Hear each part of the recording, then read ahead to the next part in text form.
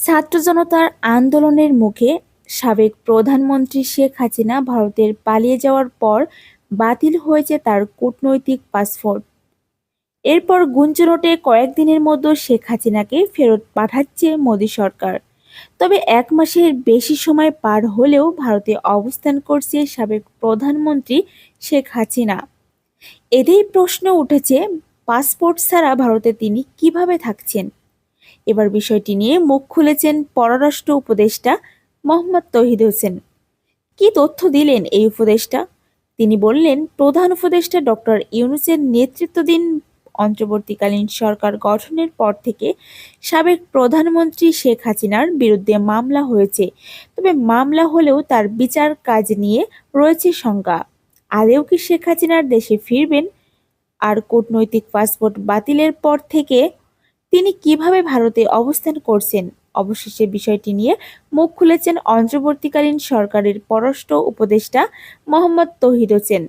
গণমাধ্যমকে তিনি জানিয়েছেন, শেখ হাসিনা ভারতে কোন স্ট্যাটাসে রয়েছে তাদের তা জানা নেই।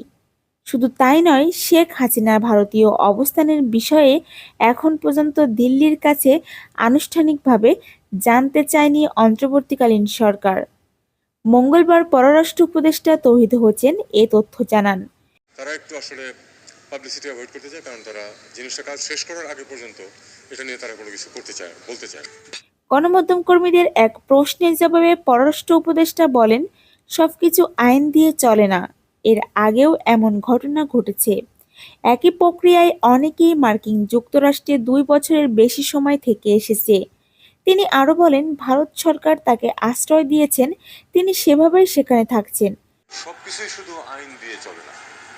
অনেক মার্কিন যুক্তরাষ্ট্র দিয়ে ২ বছর থেকে আসছে, তাদের কি ৪৫ তাদের কাগজ সব শেষ হয়ে গেছিল? হয়নি। এখন ভারত সরকার তাকে আশ্রয় দিয়েছে, উনি ওখানে থাকছেন। আমাদেরকে এটা এইভাবেই। প্রিয় দর্শক, পররাষ্ট্র উপদেষ্টা তৌহিদ হোসেনের বক্তব্য সাপেক্ষে আপনাদের কি মতামত? আদৌ কি শেখ হাসিনা দেশে ফিরবেন? অবশ্যই কমেন্ট করে জানাবেন।